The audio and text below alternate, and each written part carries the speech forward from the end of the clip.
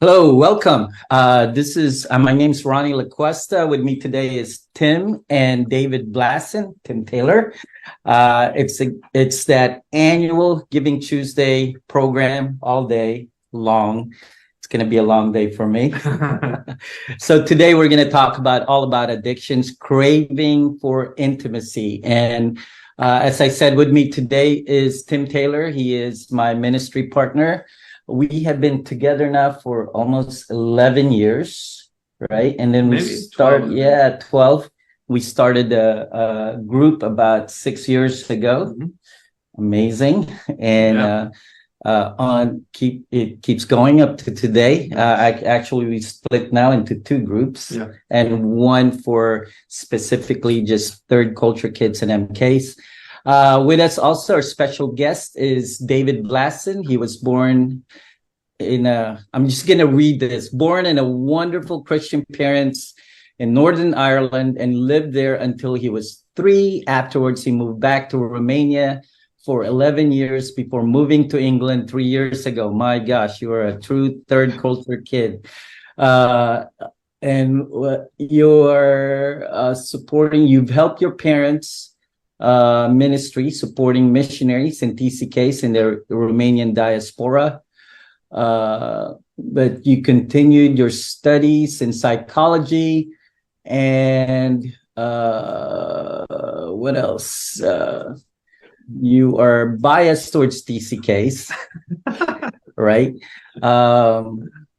Anyway, so we're going to talk about addictions today, porn addiction. So, Tim. Yes. Our title is Craving for Intimacy. Why is that? Well, I think that's because addiction is the engine of that is a desire for intimacy. And what I think happens is people are wired for love, and they're wired to connect in the same way that the Trinity connects. But then because of wounds, because of life, because of personal relationships that might have gone haywire, it gets off course. Our desire for healthy connection and intimacy is derailed, and we find that in other places.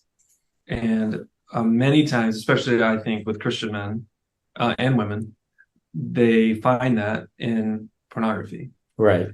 And it's a trap because it seems like there's connection. It seems like what we're looking for, but it's the farthest thing from it because there is no intimacy there. There is no love. There is just self-gratification. But it soothes a wound. It soothes a need or the lack of connection, and there's an addictive nature to it, and it can grow and grow, and it does with many people, and it becomes a life-dominating habit. Yeah. Well, let's talk about the addictive nature to it. You and I have been discussing this. Yeah. That porn addiction is actually chemical addiction. Now, a lot of people don't agree to that. Yeah. But we've seen the effects of porn addiction, and it's the kind of explain that to us, how the chemicals in our brain are being released. Well, sure. I mean, there is the adrenaline of it. So I think with a lot of people, there's a dangerous aspect to it. So that increases your adrenaline levels. But then you start watching it, and then because there's that connection that you're watching and that you're being a part of in some level, then oxytocin is produced, and you're just awash with adrenaline and hormones and chemicals in your brain that make you feel good, dopamine. And so in that, a lot of times it's a binge. So your body responds to it, and you feel good. And there is an addictive nature to dopamine, to like, that's the happiness chemical. And And I think because it's so accessible and it's so potent Yeah. and it meets that need for connection, even though it's a false connection, Right. then your body starts to crave it. But like any other addiction, to feel that same level of happiness, you need more because your body gets your brain gets kind of resistant to that much, Right. so it has to produce more, and then that's the cycle. I need more. I'm going to do riskier things, and that's when things uh, become very problematic. Yeah. There's an info out there. I've read a few years ago where it compares it to heroin addiction, right? 100%. So heroin is kind of like to detox from heroin, it takes about 21 days. Yeah. Or methadone, 21 days. But to actually detox from the chemicals that's being released by porn addiction, it takes 90 days. 90 days. Right. Yeah. And you don't have to what makes this such an insidious addiction is you don't have to have a needle. You don't have to have a pill. Right. This is a self-producing chemical high that you get in your mind and in your body. And then that's it. There's no money, there's no shady deals. Like it becomes such a habit, such an addiction because of the accessibility of it. And no one gets hurt. Right. And obviously secrecy is the power of that addiction, right? Because if you're a drug addict and an alcoholic, after a while, people can see the physical ramifications of that addiction. Yeah, and it costs money, so you might go broke, and you start having to find ways to get money, and then it gets shady.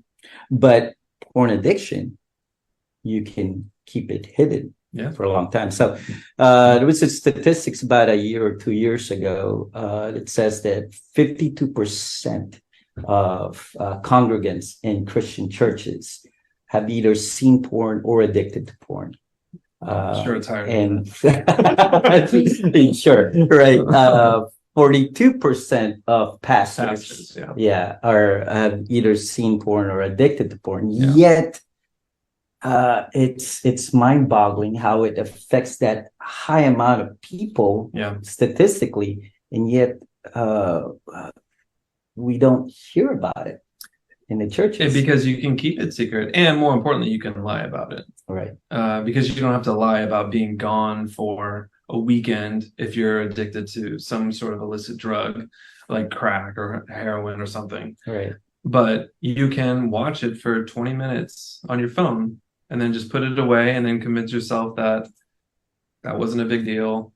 That's not, like it's fine. And so there's a lot of, I think, convincing yourself that you're not addicted to it, that it's not a problem. That was the last time.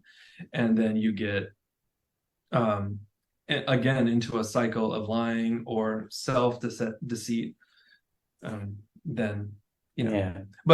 I think I said this last time. If you had a friend who said every, other week for 2 hours you did heroin, would you be concerned about your friend, or would it be like, oh, okay, it's just, 2 hours, or it's just an hour of heroin? Right. Yeah. You'd be very concerned because you know how addicted that is. The way we see it, and I think it's true, that it's the same thing. Yeah. Like you go on a little drug binge. Yeah. So that's my question right here for both of you, right? Obviously, in Christianity, we look at the Bible and it talks about, sin, fornication is sin, adultery is sin, and we consider pornography as sin. Now, maybe, I've heard of people who says, well, it's not actually adultery. You're just watching something, you're not committing it. Now, in the world, pornography is accepted. Right?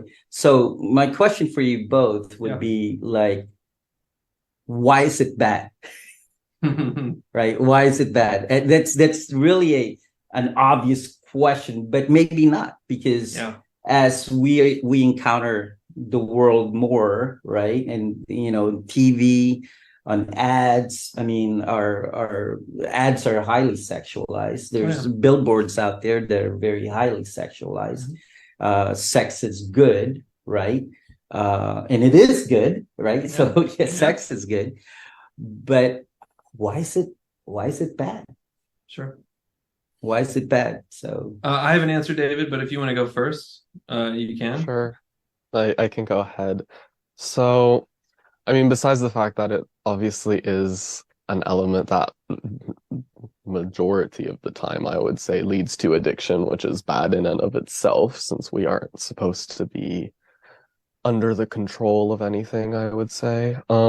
It is, at the end of the day, I would say, a sexual experience, and sexual experiences, according to Christian morality, which again we believe to be true, is supposed to be limited within the confines of marriage. So looking for ways to self-satisfy sexually outside of the boundaries of marriage is inherently sinful and not biblically backed, I would say.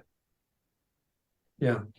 And going off that, I would say long-term exposure to it diminishes, if not eliminates, your ability to connect with another person in an intimate way. So, I mean, this is craving intimacy, but the trap of long-term exposure, and not that long-term, to the pornography that is out there right now, I think it desensitizes you to what healthy sexuality is, and it warps your mind in terms of what it objectifies women. So now women and even sex becomes something that is just for pleasure. It has nothing to do with commitment to a covenant, to producing children. Like the full pattern of what healthy sexuality or pathway produces and you can have in your life, it's eliminated. It is just treated very much, I think, like a drug. Like, I want to experience that with that person because I have an attraction to them. Right. It's not like I want to know who that person is and love them and commit myself and have children. It's just like I want to pursue a desire for, almost like a high. Right. To cope, to alleviate, to escape. Yeah. Right. So it's basic terms of addiction. Absolutely. And I'm sorry, and I've heard one study that says basically it destroys your ability to love, not just to respect a woman, but to love another person in a holy way. Right. Because all you see is something transactional or something that you want. Like, I want to take this. There's nothing have to do with sacrifice, with healthy connection. And that was terrifying. Right. That is very terrifying. It's interesting that you're saying that because I've worked in drug and alcohol regeneration programs for almost 20 years. And one thing we've noticed, though, I noticed it, that when we detox, when a person's detoxed and they start their recovery program, the first thing that happens to them is they channel that coping mechanism to actually romance. Yeah. And I remember every single Saturday or Sunday when there's visitors, the guys would be highly I don't even know what to call it, jacked up. Yeah. Right. They're falling in love quickly and all those stuff. Right. And one of the things that's saying in that regeneration program is like, you don't fall to drugs and alcohol, you fall to sex first. Yeah. So it's in my experience, I actually believe that most drug addicts and alcoholics were sexual addicts or porn addicts first, and then to cope with that, because of shame and guilt, right, they covered it up with drugs and alcohol, because somehow a lot of drug addicts and alcoholics were exposed, either sexual abuse or to pornography or to and obviously there's a lot of things beneath the surface. I think that shame is the true engine of addiction. Right. And well, within that shame, I think is also unresolved trauma a lot of times. It's like pain. And so the drugs and the addiction and the pornography use soothe what they don't know is a wound in them. And so people will end up, and including me, you end up in this cycle which produces shame.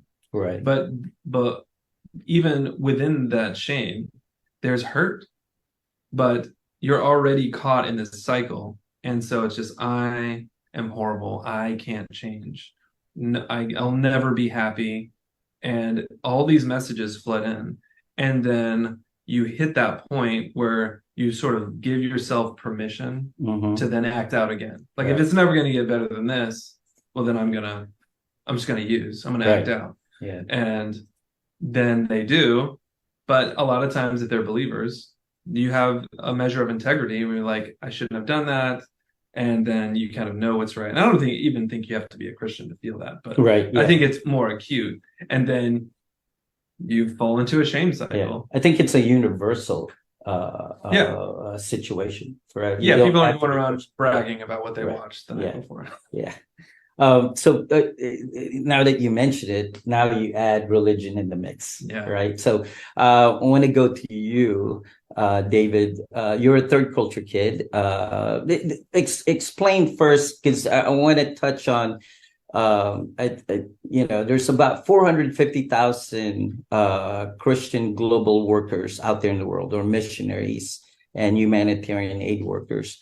And then, and they have kids, and those kids are called either missionary kids or third culture kids. So why don't you explain to us what third culture kids are? Right. So the holy grail of defining what a third culture kid is well, Van Rieken and Pollock's book. And I think they define it as someone who spent a significant portion of their development in a culture that is different from their parents' passport country. Whenever I speak to people, I like to ask them who has lived in a different country than their parents' passport country for more than 1 year before hitting 18.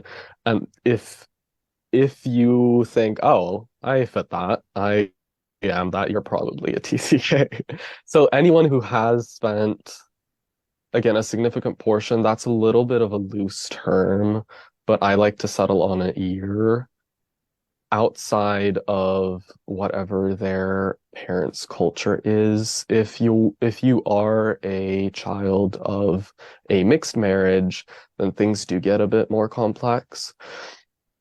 But generally, for humanitarian aid workers, for missionaries, for people like that, it's, oh, mom and dad met maybe in college, they got married, they had kids in America, they stayed 3 years, 4 years there, and then they decided to go to, I don't know, Kenya. You move to Kenya, the kids start growing up there, and they're distinctly different from their parents because they're not American. They're distinctly different from the native Kenyans because they're not native Kenyan, and there's something completely different. And that's what a TCK is. I have a question. As you live in that culture, I imagine there's the good part of the mission and the being a part of the community there.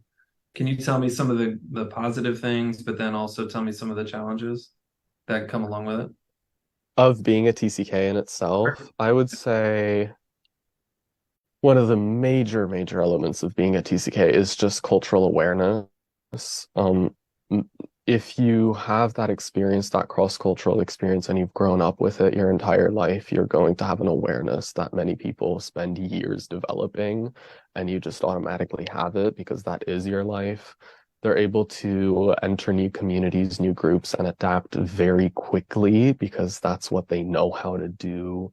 They're able to relate to people and build deep relationships with other TCKs quickly. I wouldn't say they're necessarily intimate or emotionally vulnerable relationships, but they do have very quick friendships with other people, but especially TCKs.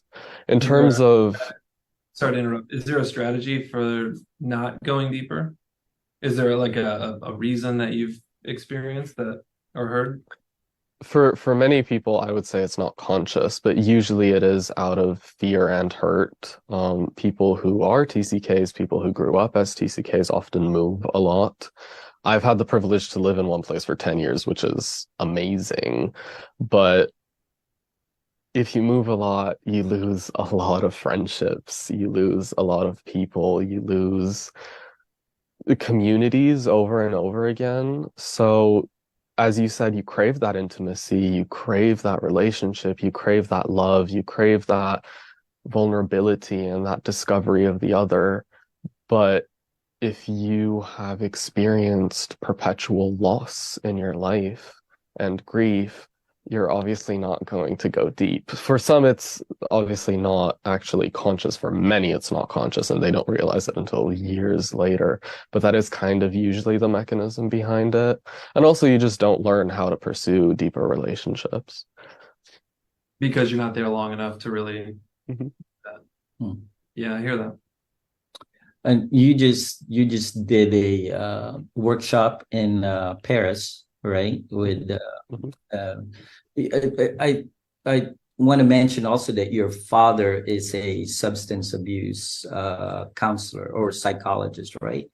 No, so my father is well, many things, but of of the many things, he is also a social worker and a professor. And he does have a doctorate in substance abuse and specifically preventing relapse with the lens of spirituality and religion. So it was with him, I went with him, and we were invited by a Romanian church in Paris to speak at a youth conference that they were organizing about addictions and specifically porn and sexual addictions because they felt it was important to have that conversation, and obviously it is. I had a workshop as part of that, really looking at the overlap of TCKs and addictions, it was amazing, honestly. I told my family it went suspiciously well. It, it, the need is great, and people both want to know more and need to break free of certain addictions. We had anonymous questions, and from I'd say my estimates, maybe 15% of the people there did have questions that were very specific of how do I break free from X addiction? And many of those were pornography addictions and sexual addictions. But yeah, we were able to talk to them, to present that, to have conversations with them afterwards. And one of the main points that really precipitated from that is people want, as you said, people want intimacy, and TCKs unfortunately don't really know how to do that. They they've either never learned in the first place or they kind of put up these walls of I'm never going to do it because I'm afraid of being hurt again. I'm afraid of losing another meaningful relationship again, of moving across the world and starting from scratch and having to leave behind groups of people, groups of peers, groups of healthy adults that I had relationships with. So it's that craving for intimacy, that need for vulnerability, and also other unmet emotional needs that play into that and do increase risk and create a fertile field for unhealthy coping mechanisms, of which addictions and the highly accessible sexual and porn addiction is definitely one.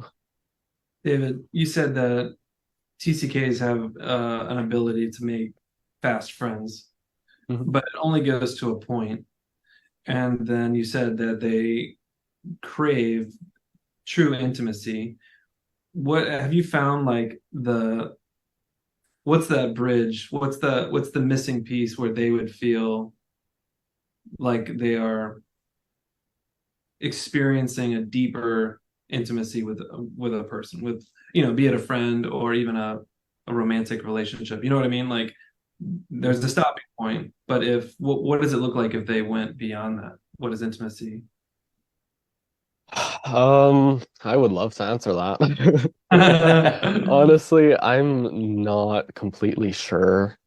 I would say that this is kind of marginal to what you're saying, but I would say that the ease of TCKs to hide their own needs, to hide their own emotional longings, to even have a double life, their ease of doing that does play into it. It's very easy to have a relationship, and I speak even from my own experience, having a relationship that seems vulnerable, that seems emotionally open, and having, wow, this is this amazing deep relationship that the other person thinks it's deep, but in reality there is no true vulnerability.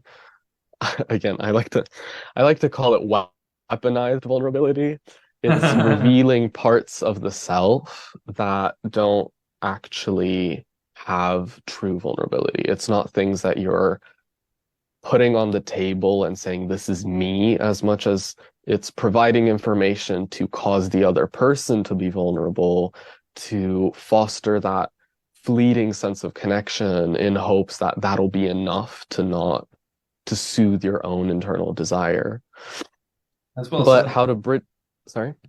That was well said. Thank you. But yeah, to bridge that, it's a skill that needs to be taught, and it's a skill that needs to be learned, and that takes years. Yeah. And years that TCKs often do not have, unfortunately. Because they It's move, because they leave.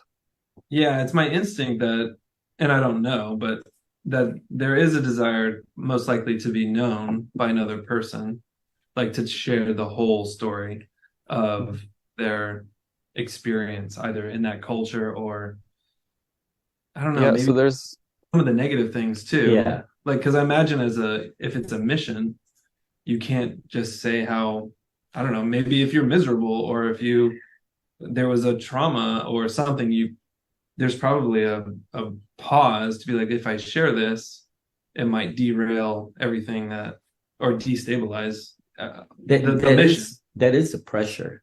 I mean, correct me if I'm wrong. I myself had been a missionary for about 8 years in Colombia, and then coming back here. But what do you feel about that question? Is there a pressure to hide? absolutely. I mean, in my personal experience, I have amazing parents, so they didn't put any pressure of the sort. But the fear of I'll ruin my parents' ministry was there anyway. And again, especially if you're a TCK, if you're an MK, sorry, or a military brat, this idea of if I say too much, something will happen, I'll ruin things, and everything will go wrong because of me. It'll be my fault. So it absolutely does play into that. And it makes the longing and the lack of support for that longing so much more ardent. For sure. Yeah. If What, you go ahead. if you just want to be like, I hate Kenya or whatever, you can't do it because then your parents might feel like they have to leave to make Right. you. Yeah. Anyway, sorry. No, Yes or no? that's good, because that's a question for you, David. As a TCK, what would you tell or what would you advise missionary parents or Christian global worker or even diplomat parents or military parents? Yeah, I'd say three main things come to mind.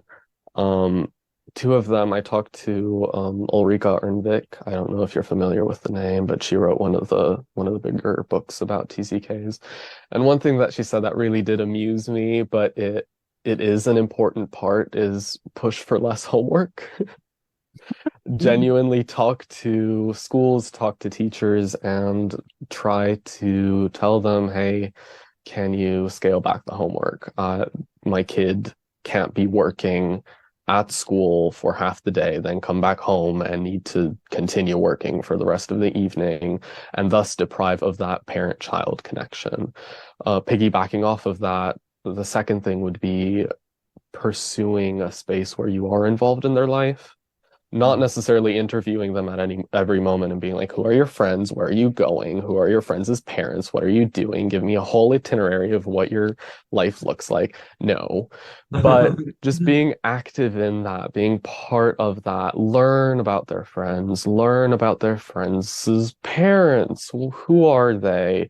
What communities are they going into? What groups are they part of in their school? And again, for fathers especially, be involved in their schooling, be involved in what is my kid learning in school. He's learning, I don't know, the multiplication tables.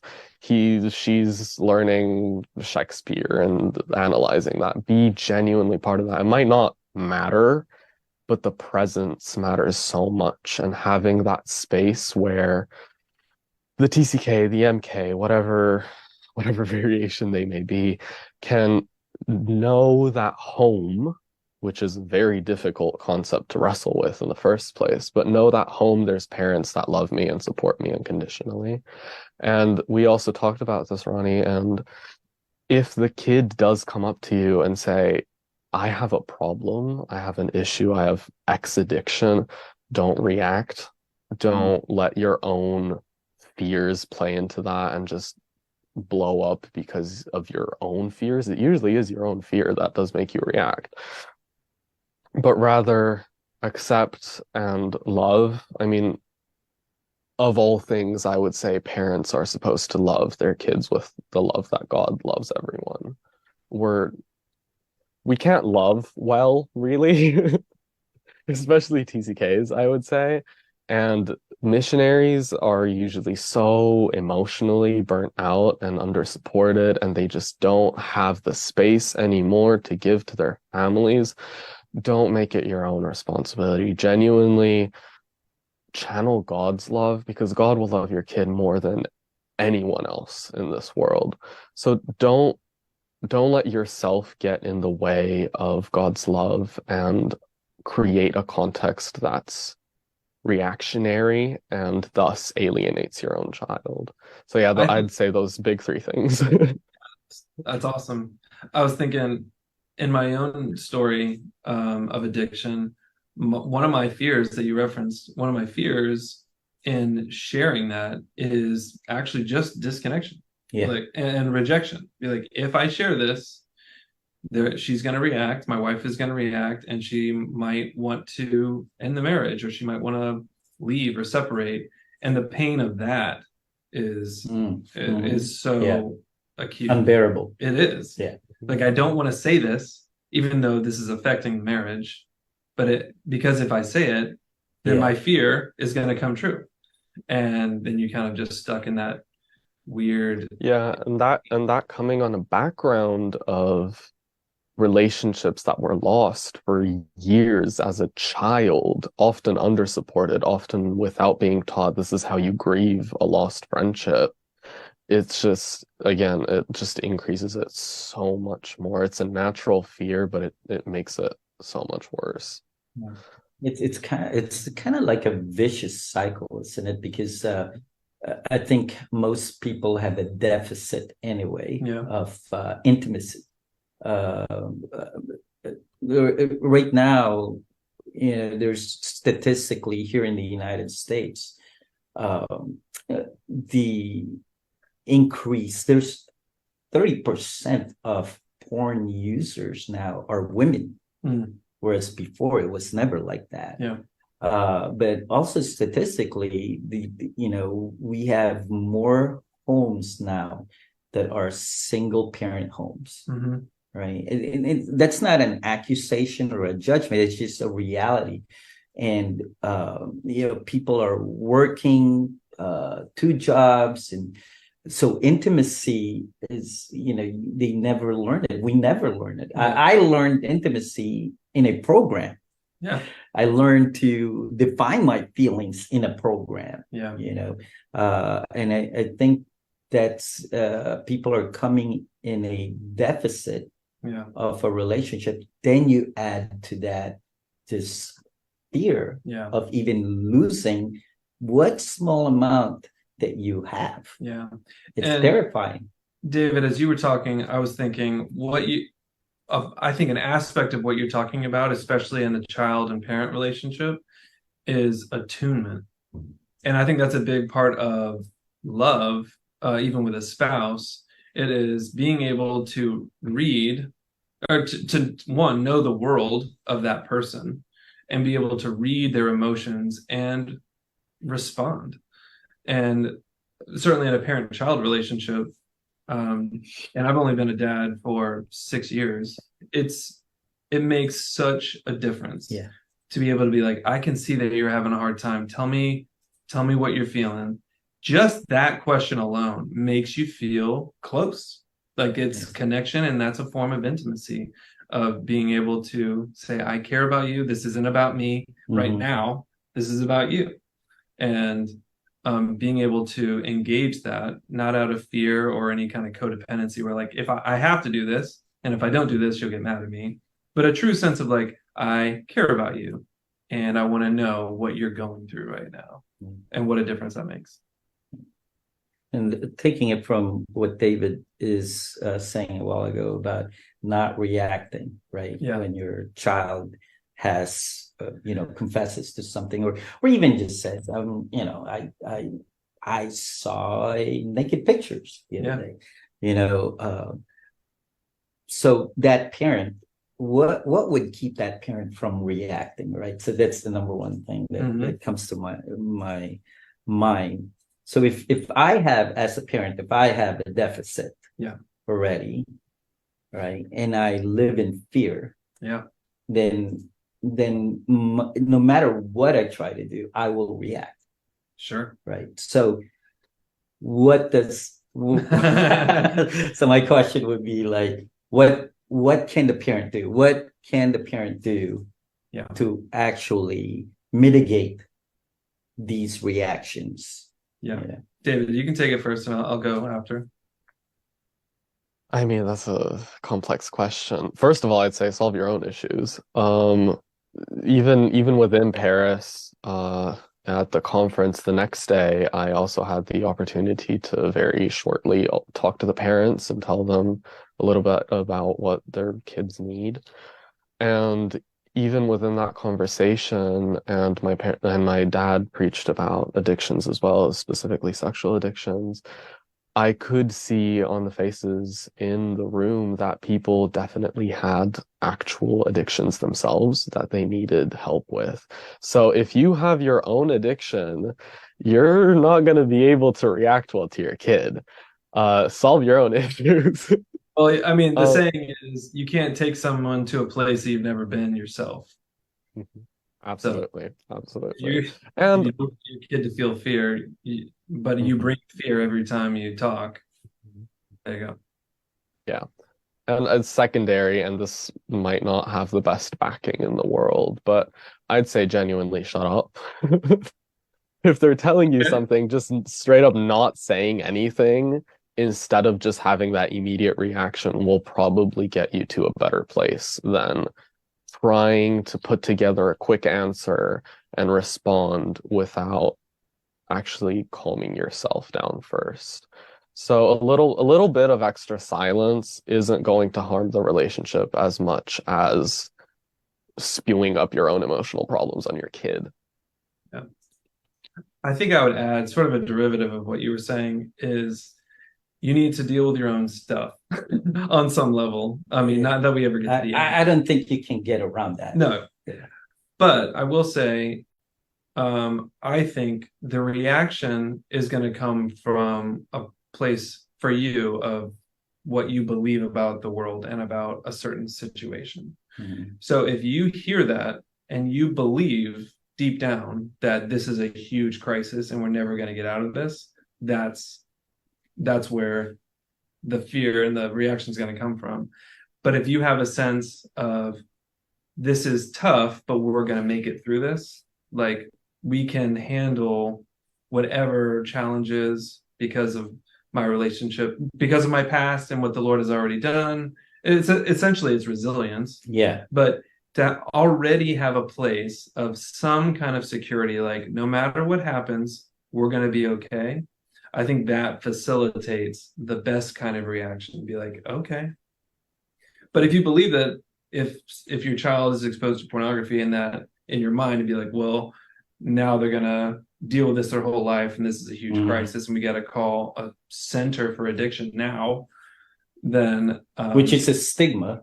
of That's a course, stigma, yeah. I right? mean, You well, know, I mean, it's a and it belief, prevents it's a a lot belief of people from actually asking for help. Yeah. You know, so So I would say there is an aspect of beforehand, your own sense of resolve and your own sense of like personal wholeness is going to inform the reaction. So always doing your own work in general, like having your own community, a safe community of either a counselor or your spouse or whatever, to be able to share those fears or those things that you're working through. But yeah, I think as best as a parent can do, to just put yourself in your child's shoes and try to empathize. And a lot of times, just like you said, that's going to come out as just listening, not reacting, holding your tongue, taking a moment, even if you say that out loud. This is a lot for me to process right now, and I know that you're hurting. Let me take a moment and let's revisit this in 10 minutes. I mean, if it's that dysregulating. But in general, if you're able to see and attune to your child first and see the distress or see the guilt and kind of talk to that, I think that's the kind of reaction that will stay with them. Right. Instead of panic or fear, they're going to see some of that. They're probably bracing. The kiddo is probably bracing for their parents to be angry. But to reserve some of that, even if you do feel it, but to breathe and just keep empathizing with the child for the time being, so you can get your emotions in the right place and your thoughts in the right place and go from there. That'd be right. That'd be Connecting. Yes. Always stay connected, right. For sure. Yeah. And I think that's the biggest fear for all of us, right? Being disconnected. Yeah. But I would, what I'm hearing from both of you is that there is an aspect of us that we need to become self-aware. Yeah. Right. And I kind of, I picture old adage, old metaphor, right? You're on a plane and the flight attendant would, give the usual safety thing. And she would say, like, when the mask comes down for oxygen, put it on yourself first and then to your child or your favorite child, basically. More than one, right? I'm just kidding. But it's true in parenting, in life, if or even in marriage, right? Any relationship. If I am not doing the self-care, if I'm not working on my intimacy with God, and learning how to define my emotions and what's going on with me, I would not be able to do that for others. Exactly. Right. Yeah. So I think that's the number. Do you guys agree? That's the number one challenge for all of us right now. Yeah. In tackling porn addiction, well, number one is belief system, right? You see that porn is addictive and it destroys the soul. One and two is, am I willing to, even if it's not me, a loved one who's going through that, am I willing to take a look at my own heart and my own life, and make the necessary corrections as far as intimacy is concerned? I think about what we always say is we're repairing when people enter into recovery. We're repairing the relationship with God, yourself, and others. I mean, that's the relationship, but there are those three categories of relationship. And I mean, if you ask me, and I think you would agree, I mean, all of this is about God. Yeah. This is a spiritual... It's a God problem. It is a God problem on so many levels. but that problem manifests itself in your most intimate relationships. So it's going to be with your spouse. I mean, it's certainly going to be with yourself. I mean, the toxicity, when you're in addiction, in terms of how you treat yourself, obviously internally, that is harmful, and the effects of that, and how you walk that out. It's so negative. There's such bad fruit to it. Right. But the seed of that is a wound that we probably attach to God. Yeah. And so addressing that is hard, because I mean, we talk about how emotional pain registers like physical pain. You don't want to talk about it. You just want to feel something better and different. And so standing in that pain for an extended amount of time is so challenging, but you have to have the belief system that just like if you work out or if you go through a surgery or something, like, I have to go through this pain so that I can get better. There's no way around it if you find yourself in this kind of place. Well, I think when what you said there, I think relationship with God is key, right? Yeah. And then the relationship with others, the community, because I think it's impossible for us to get through the pain if you're not accompanied. When you feel alone, right? It's insurmountable. Yeah. I'm gonna plug this. This Friday, I'm climbing a mountain. Oh, yeah. As you know, last year I climbed a mountain, and I actually learned something. You can never realize your full potential by yourself, because the only way I reached the summit was the guys that I was with. Brandon pulled me basically with his encouragement and all that stuff. So if I am by myself, addiction will be insurmountable. Yeah. But in saying that, question for both of you, right? Is there such a thing as a porn-free life? Is there such a thing? Can you, like, let's say I'm a porn addict right now and I need help. And if I talk to both of you and I say, is it even possible that I can live the rest of my life without porn? What do you guys say? Yeah, absolutely. I mean, I'm living it. So David? No, I completely agree. Yeah, I'd say that's the default, but yeah, absolutely. Yeah. I think one of the biggest hurdles, especially when you begin the restoration process, is facing the question of, can I change? Right. Is change possible? Because for so long, even when this is the last time, I'm never going to do this again, and then you do it again. And then you put a line in the sand, like, I'm never going to do this again, and then you do it again. It reinforces this idea that you can't change. And you give up. Well, you give up, and you justify. But to your point, porn, right? it's because you try to do it alone. Right. Yeah. I was just talking about this with someone where in my mind, in my addicted mind, I was only reading one book away from freedom. I'm going to do this on my own. I'm going to read one book, or I'm going to, go through an online program by myself, and then I'm going to be free. Or even I'm going to go to this group. Yeah. And as long as I have accountability, I will be free. Right. And then I just need someone to ask me if I've been okay. If I have the fear or the potential shame that I have to confess that I acted out, that is the key for my recovery. If I just have someone who's going to look at me and be like, did you look at porn today or this week? That's all I need. And then I'm going to be free from it. So the answer, basically, to clarify, the answer that we're saying is to be vulnerable to God, have a relationship with God, with others, and with your true self. That is the key thing to overcoming any form of addiction, but porn addiction. With the idea too that shame is the engine of addiction. Yeah. That the antidote to shame is being known. Right. And being known takes vulnerability. And Brene Brown has made a career out of that statement. But I think it's valid to a point, because there's so much more spirituality, and because we're spiritual beings, Right. it's a spiritual thing of being vulnerable before the Lord first. But even that, like that sort of, I'm gonna open my heart up and my mind up to the Lord and let him see my ugliness, even though he already knows it and saved us from that. But I'm going to do it even though I don't want to.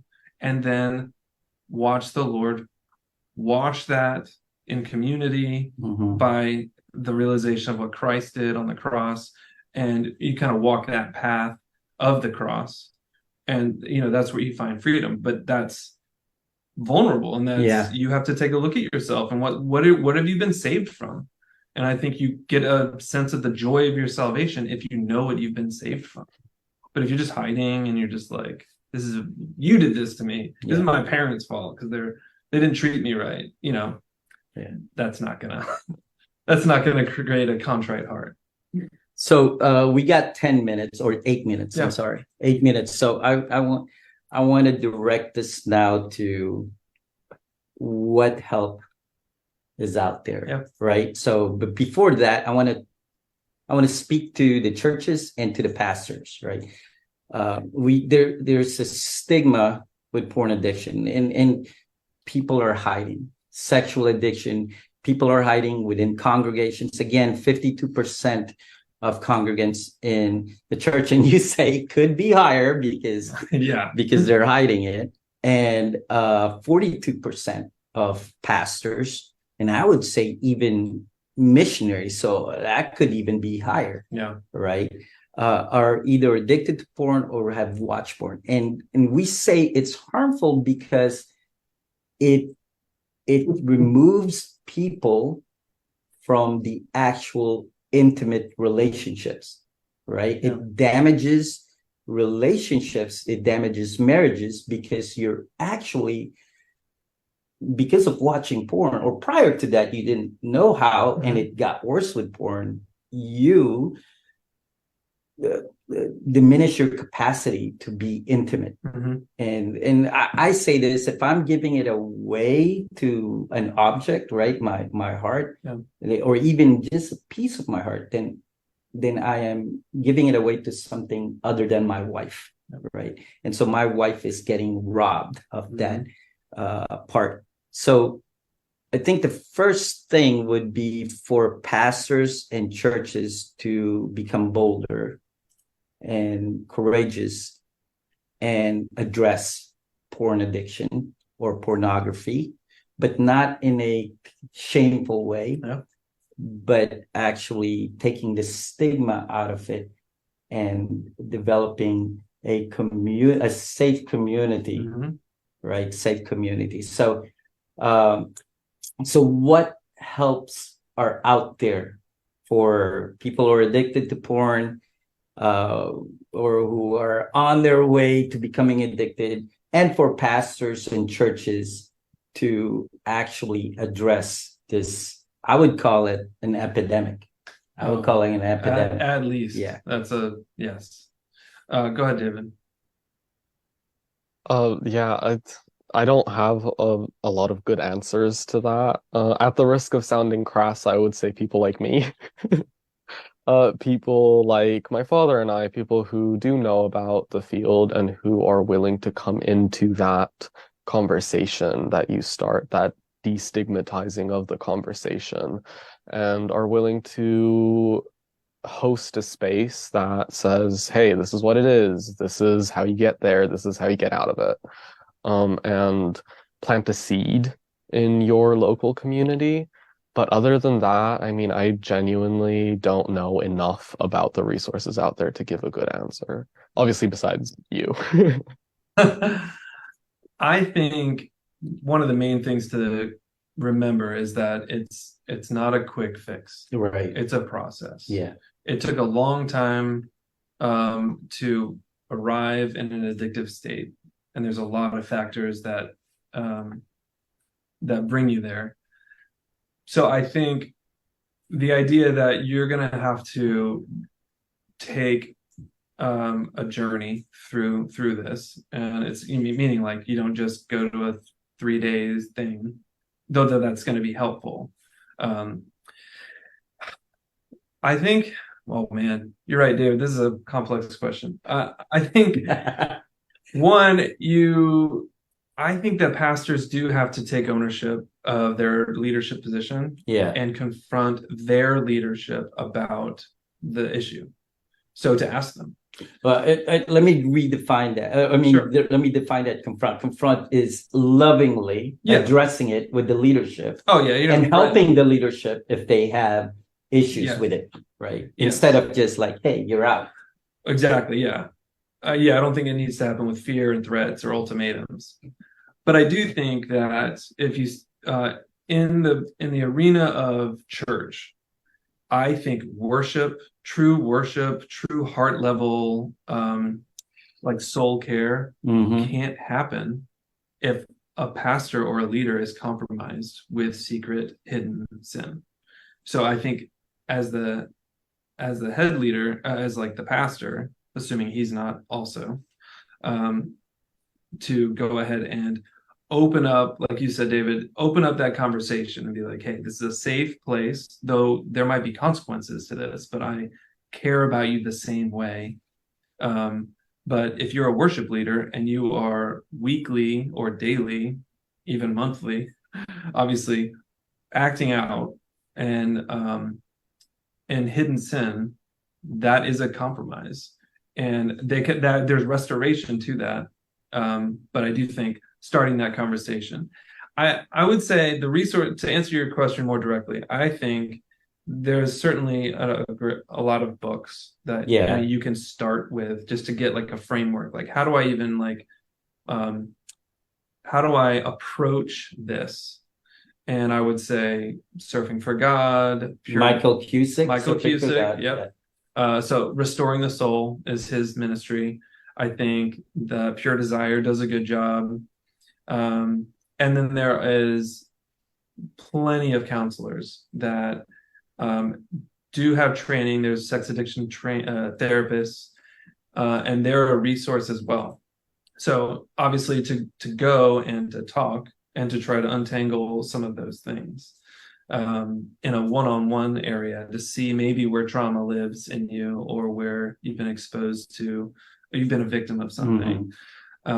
So, I think of it like lots of different lanes. So you have this sense of like starting it with education, but then you have to then face the things that are happening, and that could happen personally with a counselor. But I think through our experience and my experience, having a community, like having some kind of group, be it online. I think Zoom is a viable option, though it's better in person if you can. But if you don't have access to that, having like a support group that can meet on a weekly basis, where you can be safe and you can confess, or you can say your true thoughts. I think knowing and being known within a group is a very powerful resource. And so that might be, let's create a group. Let's find someone who has freedom from this and can, facilitate the group. Maybe not like, it's not like their ministry, but they can like be there and run it and say, I see you, and kind of know some of the language and point people in the right direction. I think those, and I think connecting with God, and I'd say journaling. Yes. It'd be startling. There's probably nothing that can replace that. No, it's all going to happen with the Lord. So what comes to the surface with journaling is gold. Okay. Well, we come to the end of our program. In the last 30 seconds, I would just like to thank David. Thank you so much. I can't believe you're only 18 years old. Yeah. And I say 18. Thank you so much. And you brought a lot of just wisdom and information to the table here. And be praying for you and your studies and your parents' ministry, which is, by the way, is Barnabas. They're in Barnabas International, correct? Yeah. And Tim, we see each other every week. Yep. My ministry partner, thank you again for being here. Yeah. And so Spencer will, all those information that we gave you, reference Michael Cusick's book, Pure Desire. I'll have Spencer, our producer, right here, right now. Yep. He's gonna put it on the text or the chat and Facebook for you guys. If you're a pastor, if you're a missionary, and if you're struggling with addictions, if you want help, David, can we put your name and your parents' also information as a reference? I'd say Barnabas International in general Barnabas can do a lot International. more. If you're a missionary out there, and if you are a missionary pastor, leader, missions leader, Christian global workers, Compass Ministries, we have 2 recovery groups going on, one for missionary kids and one for a mix, which is non-missionary with missionaries that are seeking help. There is an extensive interview process. But we'll talk about it. So you can go to www.compass-ministries.net and you can request for services there, and we'll be happy to help you. So again, thank you guys. Thank you for today, and thank you all. Today's Giving Tuesday. This program will not be possible without Compass Ministries. And if you got a lot out of this program, if you want to support missionaries and missionary kids and their mental health, please donate to Compass Ministries. The information is down below. There's a QR code. Today, our goal is to reach $7,000 and then $30,000 at the end of the month. Your donation will help us meet the needs of missionaries and missionary kids and their families in debriefing, counseling, and recovery. So with that, we say thank you and goodbye.